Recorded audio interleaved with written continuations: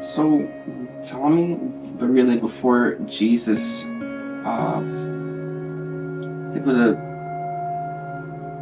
it's kind of hard to even remember myself then.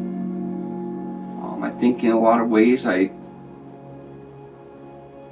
was very selfish, self-seeking. It was a time when I was in my teens.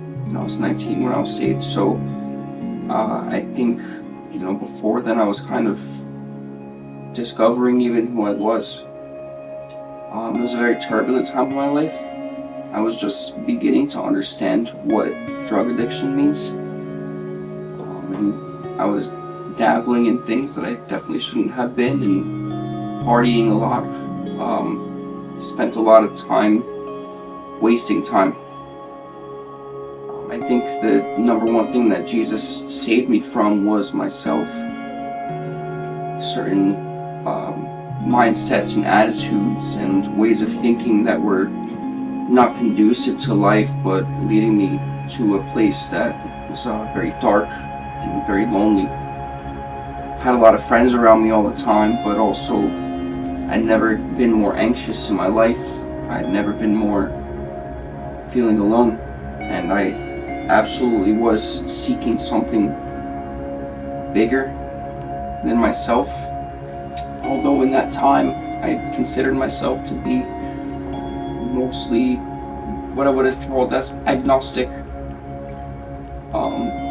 I kind of believe that there might be something out there, but by and large I believe that the universe was a big randomness of chaos, and that somehow there was some sort of organization in the midst of that. I think when I met Jesus, I met power, I met salvation, I met healing from things that I was told that I could never recover from. When I met Jesus, I discovered new ways of thinking, a victorious mindset over a mindset of cynicism and pessimism.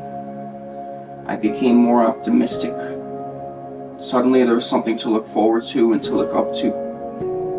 In a time when I was discovering who I was, I finally had a prime example of who to be.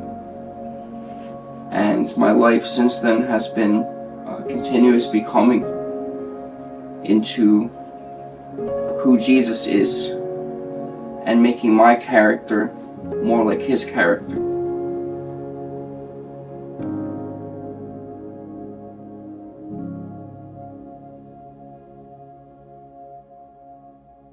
In my life, I've since then seen numerous miracles, even in my own life.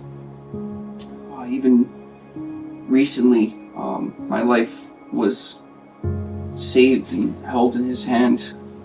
I was in a violent car accident caused by a drunk driver on the highway, and we ended up rolling over, I think 5 times is what I counted.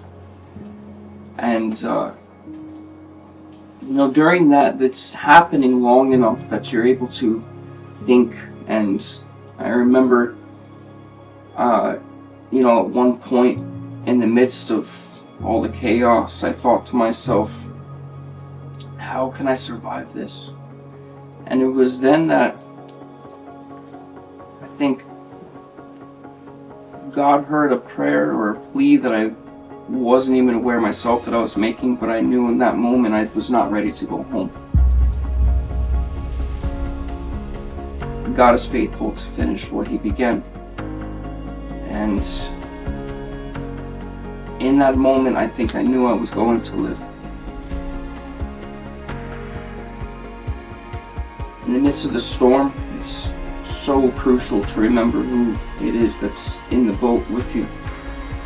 And in that moment, there was absolutely a 4th man in our fire. We landed wheels down, out of harm's way, out of the roadway, and all 3 of us, after rolling 5 times, walked away. And it was absolutely a miracle. It's a miracle to still be alive and talking about this. And it's a pleasure and a joy to be able to continue to worship with my family and my friends that I now have within this community of beautiful people. If I can just encourage, anybody who doesn't know Jesus, there is an immense love that exists. He is for you, not against you. And that love has sovereignty and power to pull you out of the darkest circumstances, the darkest diagnosis. He stands on top of circumstances, and he will pull you out from whatever hole that you've dug yourself into and can't get out of. And I've seen it in my own life when it comes to, name it, addiction, disaster, incurable diseases, the things that he's pulled me out from. It's impossible for me to look at that and say that there's not a sovereign God who loves me.